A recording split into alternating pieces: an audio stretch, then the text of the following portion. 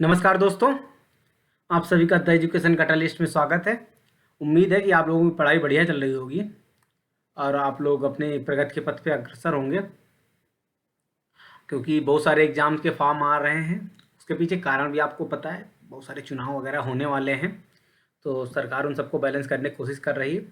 तो कई सारी भर्तियां आने वाली हैं। एसआई का फॉर्म आ गया, आपका पेट का नोटिफिकेशन आ गया है, और अभी यूपीएससी का असिस्टेंट प्रोफेसर का फॉर्म आ गया है। रजिस्ट्रेशन भी शुरू हो गया, मतलब खैर मनाइए कि 4-5 दिन में साइट चलना शुरू हो गई आखिरकार। तो हम लोग ये हिंदी कर रहे थे और हिंदी में हम लोग पहुंच गए थे। शब्द वगैरह हम लोगों ने जान लिया था, शब्द के भेद भी हम लोगों ने देख लिए थे पिछली कक्षाओं में। हाँ, आज हम लोग जो पढ़ने जा रहे हैं वो है संज्ञा, नाउन। ठीक है। अब ये नाउन मत समझ लीजिए, यूपी वाले नाउन का अर्थ अलग ही निकालते हैं।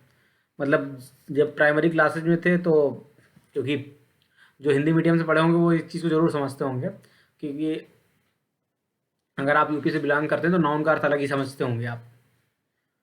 ठीक है दोस्तों, तो वो अर्थ नहीं है यहाँ पे, संज्ञा है। तो हम लोग संज्ञा के बारे में पढ़ते हैं, क्योंकि संज्ञा से क्या है, कई बार क्वेश्चन पूछे जाते हैं। और जो सबसे ज़्यादा पूछा जाने वाला पार्ट है वो भाववाचक संज्ञा का है। अदर्स से भी कुछ बहुत कई बार पूछ लिया जाता है, व्यक्तिवाचक से जातिवाचक का कन्वर्जन। अदर्स मतलब समूहवाचक संज्ञा कौन है, द्रव्यवाचक संज्ञा कौन है। ठीक है, तो परिभाषा देखते हैं। किसी जाति, द्रव्य, गुण, भाव, व्यक्ति, स्थान और क्रिया आदि के नाम को क्या कहते हैं, संज्ञा कहते हैं। अब सपोज करिए पशु, पशु क्या है, एक प्रकार की संज्ञा है, किसी जाति का घोतक है। गुण, गुणवाचक संज्ञा, टाइप में तो कोई अलग से भेद करते नहीं हम। ठीक है। सुंदरता क्या है, आपकी संज्ञा है। व्यथा भाव है आपका। मोहन व्यक्ति है आपका। दिल्ली स्थान है। मारना क्रिया है।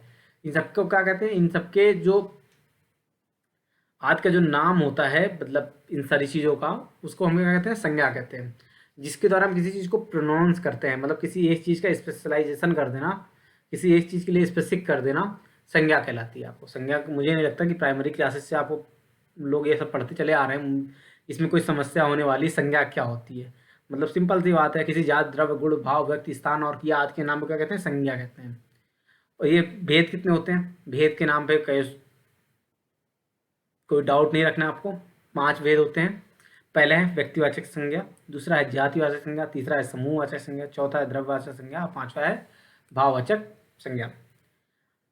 तो दोस्तों व्यक्तिवाचक 5 भेद कौन कौन से होते हैं, बिल्कुल रट लेने हैं। बिल्कुल रटिए आप लोग, पॉइंट पे हाथ ऐसे करिए और बिल्कुल आंखें मतलब बंद करते हुए रिपीट कर रहा हूँ मैं, फिर से सुनिए। व्यक्तिवाचक संज्ञा, जातिवाचक संज्ञा, समूहवाचक संज्ञा, द्रव्यवाचक संज्ञा और भाववाचक है। द्रव्य है, द्रव्य नहीं, द्रव्य द्रव्य द्रव्य। मैं फिर से रिपीट कर रहा हूँ, द्रव्यवाचक संज्ञा। और पांचवी है भाववाचक संज्ञा। तो संज्ञा के भेद दोस्तों हो गए कुल मिला के 5। याद रहेगा कितने हो गए, 5 भेद होते हैं। 5 बड्डा सा हम लिखे दे रहे हैं, बहुत बड़ा सा। संज्ञा के भेद 5 होते हैं। क्लियर क्लियर, कई बार आ जाएगा एग्जाम में, संज्ञा के भेद कितने होते हैं, 5, और आप टिप्पा में वगैरह बैठ जाएंगे, काम हो गया आपका खत्म। अभी जो यूपीएसआई का एग्जाम होने वाला है उसमें 100 नंबर की हिंदी आने वाली है। अगर पुराने पैटर्न में चले गए तो 40-40 क्वेश्चन आते हैं। तो ये मान के चलिए एक आध क्वेश्चन तो इससे आना ही आना होता है। तो व्यक्तिवाचक संज्ञा, जातिवाचक संज्ञा, समूहवाचक संज्ञा, भाववाचक संज्ञा, द्रव्यवाचक संज्ञा। ठीक है, 5 भेद हो गए। अब इनके बारे में थोड़ा डीप समझ लेते हैं हम लोग, थोड़ा सा और आगे समझ लेते हैं। व्यक्तिवाचक संज्ञा होता है जिन शब्दों से किसी विशेष व्यक्ति, स्थान अथवा वस्तु के नाम का बोध हो, उसे व्यक्तिवाचक संज्ञा कहते हैं। अब ऐसे समझिए, किसी विशेष व्यक्ति, स्थान अथवा वस्तु के नाम का बोध हो, उसे व्यक्तिवाचक संज्ञा कहते हैं। व्यक्ति, स्थान, वस्तु के नाम का बोध हो, मतलब किसी स्पेशल, मतलब किसी एक एंटिटी का बोध हो, तो उसको क्या कहते हैं, व्यक्तिवाचक संज्ञा कहते हैं। ठीक है, जैसे जयपुर, इससे क्या होता है, किसी एक स्थान का बोध हो रहा है ना, स्पेसिफिक। दिल्ली, भारत, भारत नाम भी हो सकता है, भारत देश भी हो सकता है, खैर।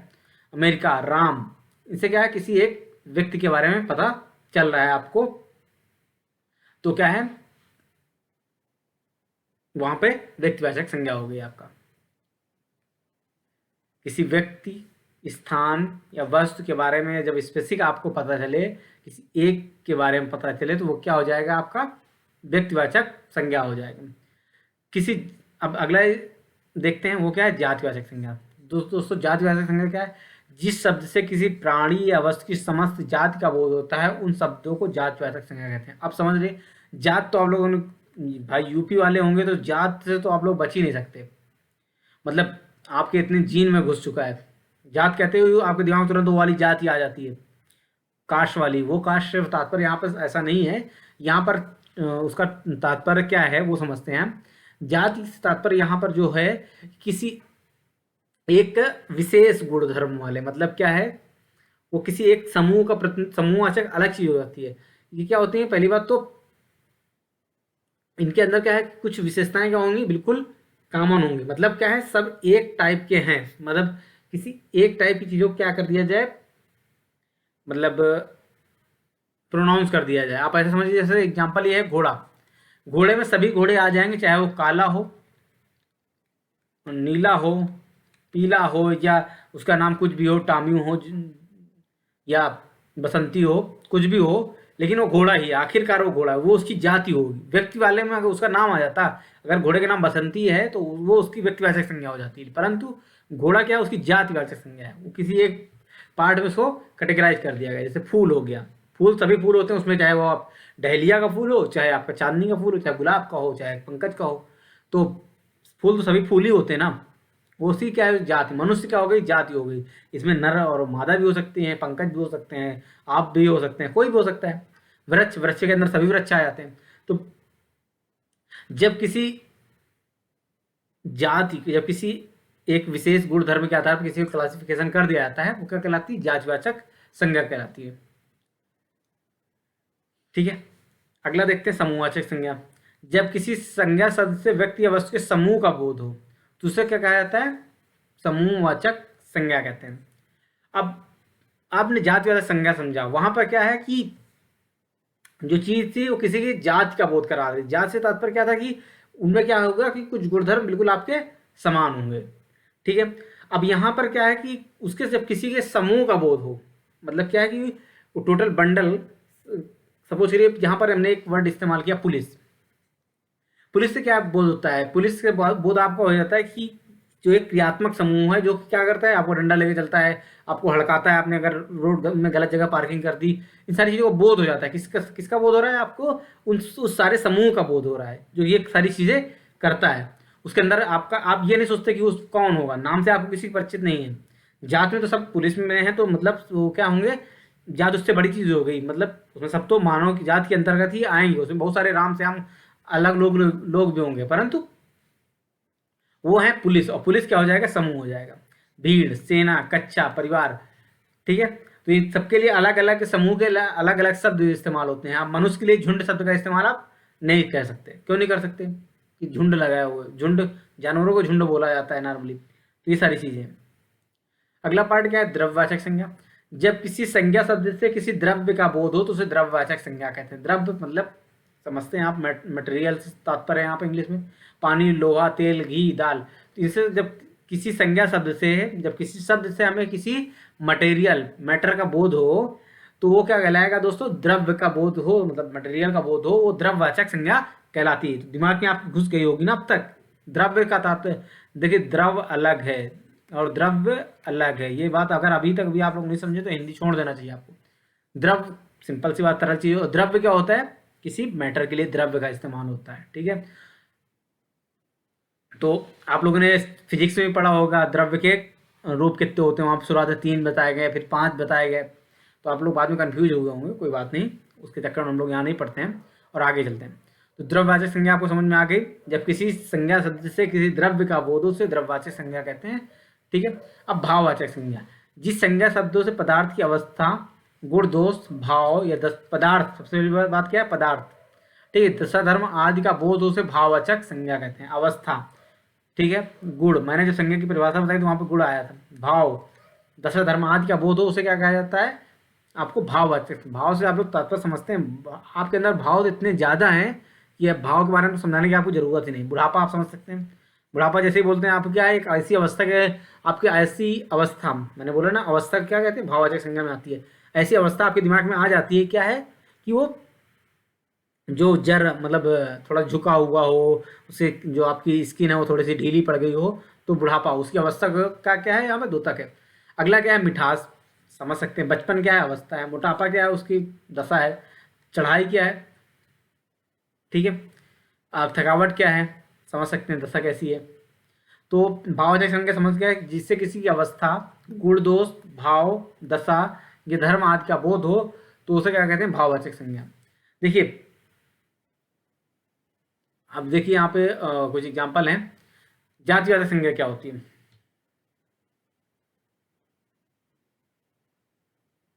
हाँ सॉरी, मैं यहाँ पे जातिवाचक संज्ञा तो हम लोग पहले ही कर चुके हैं। देखिए, जो भाववाचक संज्ञा होती है उसका निर्माण कई प्रकार से किया जाता है। कई प्रकार से क्या तात्पर्य है यहाँ पे,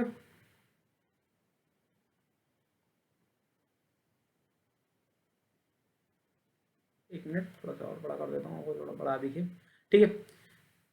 अब जातिवाचक संज्ञा, तो सॉरी फिर वही पहुंच गया मैं, जाति।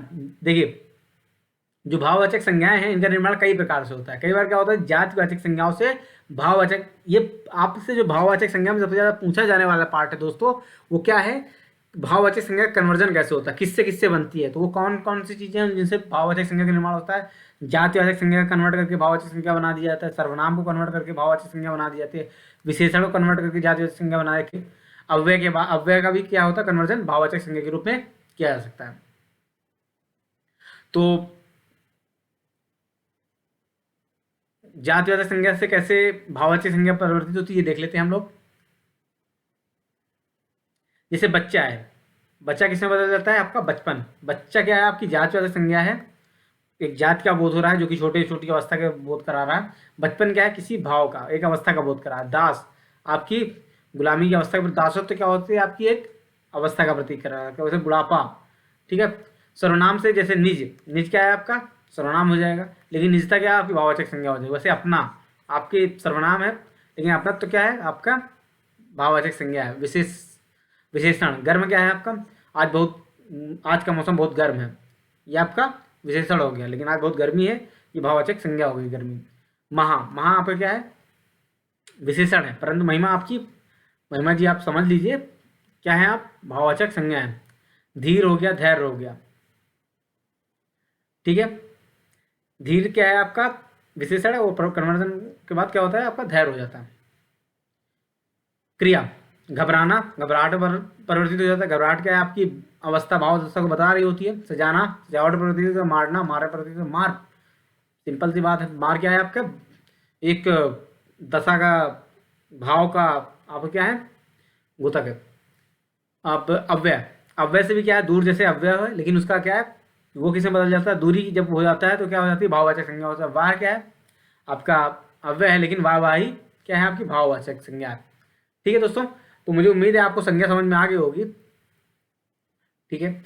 अगर आपको नहीं समझ में आया है तो आप कमेंट बॉक्स में बता दीजिएगा, हम आपकी समस्या को सॉल्व करने का अवश्य प्रयत्न करेंगे। बाकी अगर आपको ये वीडियो पसंद आया हो तो जरूर लाइक करिएगा, अपने दोस्तों के साथ शेयर करिएगा, और अगर अभी तक आपने सब्सक्राइब नहीं किया चैनल को तो सब्सक्राइब कर लीजिएगा। ठीक है दोस्तों, धन्यवाद।